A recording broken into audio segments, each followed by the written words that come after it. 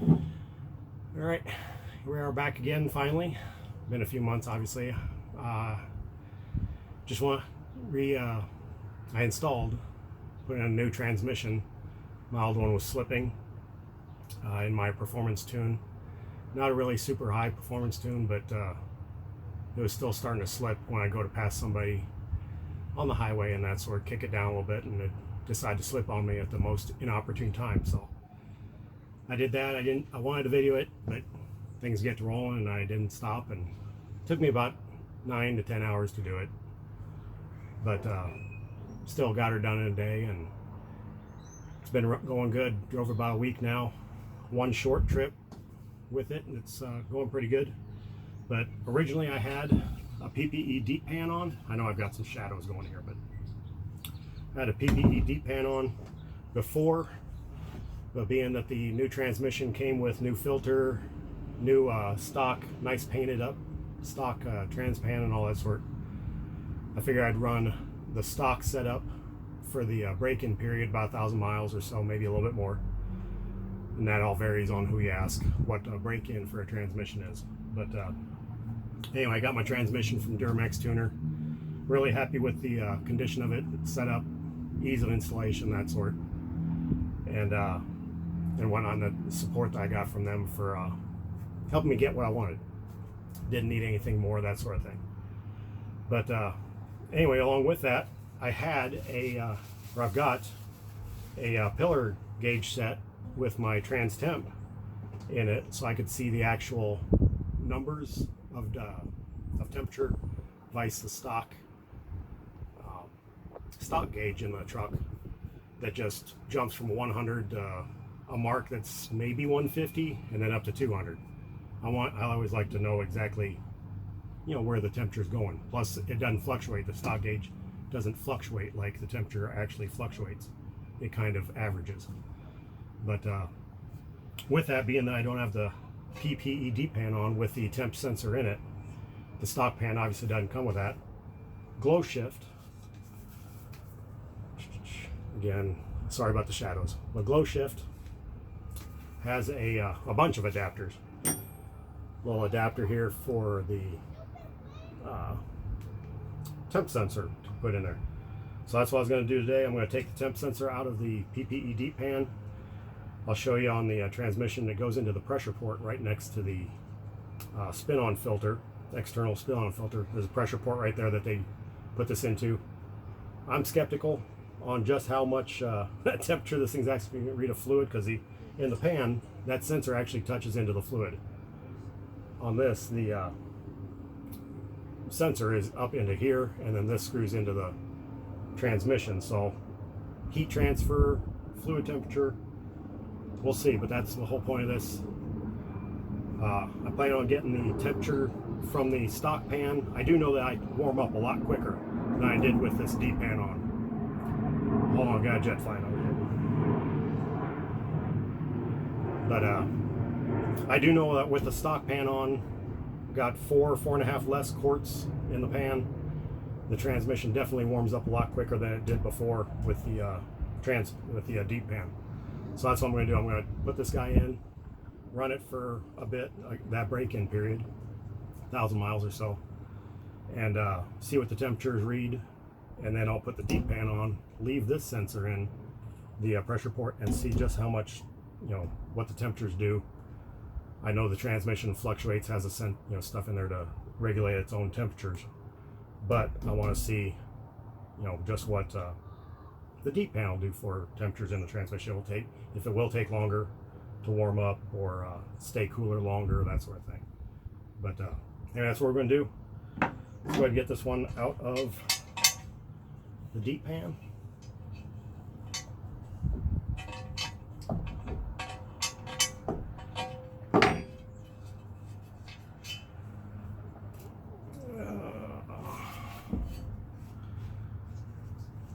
I just say put some Teflon tape on the sensor to put it in the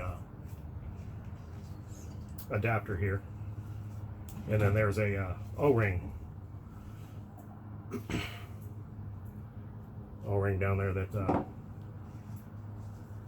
it's a flat flush fit. It's not a pipe fitting. for the transmission itself.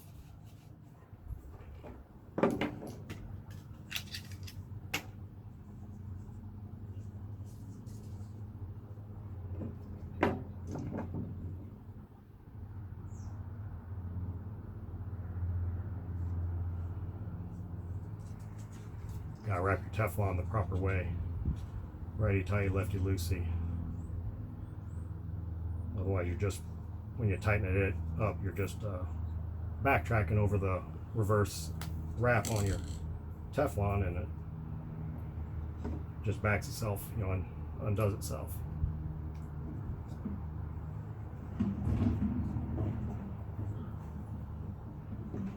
In fact, here, let me show you right quick.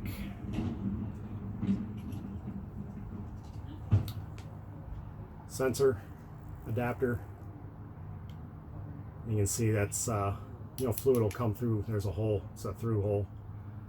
So fluid will get down to it, but it's not actually up in the fluid. So that's what I'm questioning here. How accurate, and that's where it's going to be. If nothing else, I'll put the deep pan back on, take this guy off and throw it away. Go back to the original sensor in the deep pan.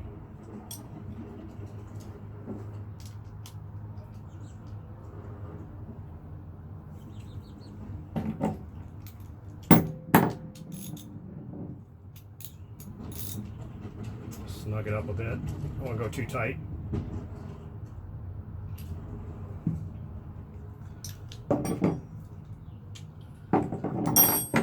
All right, let's go throw that guy up underneath the transmission.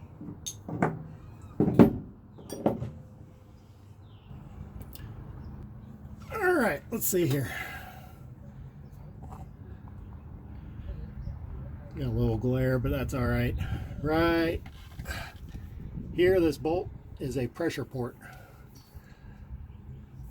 for fluid through the Allison transmission. I'm not sure how much fluid will come out, hopefully not much. I do have a drip pan down here if I can keep my bolt or sockets and such from rolling all over the place.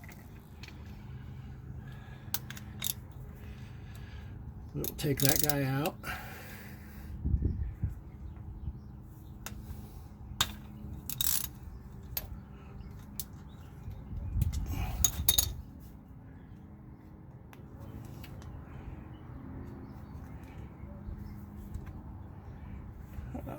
Come on.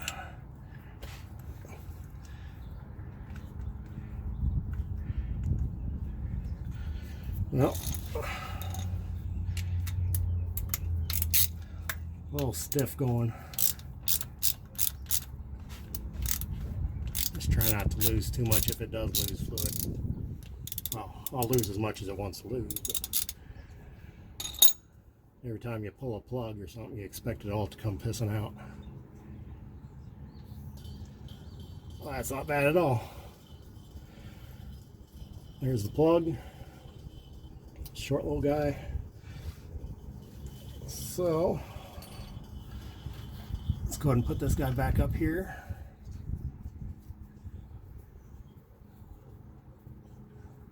This had an O-ring on it, so there is no need for Teflon. It's a flat boss on there, not pipe thread. Uses an O-ring to seal. All right.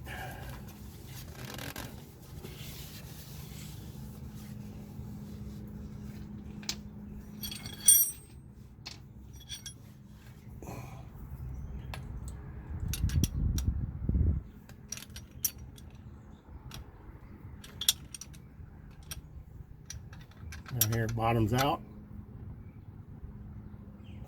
That's good, snug. All right. I tied up my, gotta love not having a flat driveway. Tied up my wire, my sensor over here.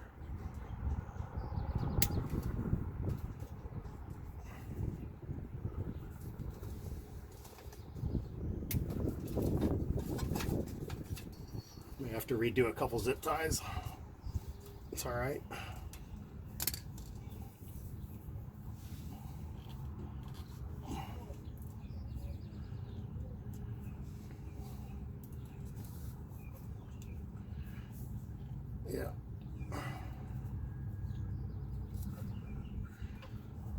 seeing if this is how I want to run this thing. I think we'll be okay. Actually, you know what? I can do this up along the tranny.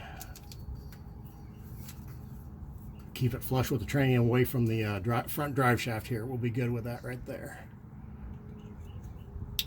All right, that's that. We'll get this zip tied up out of the way. There's a couple brackets up here where the fuel lines run along the transmission. That'll keep this up out of the way of the front drive shaft and everything. And then that'll be it. We'll go for a test drive, see how this thing behaves, see if we can get her warmed up quick enough, and see if we get some readings off of it. So I'll get this cleaned up. We'll catch you here in a few minutes. All right, just got done with about a 18-20 mile an hour or 20 mile drive, mostly highway, then little city, coming back down home. But you see, Temp got up to 150, if that's what the gauge wants to mean.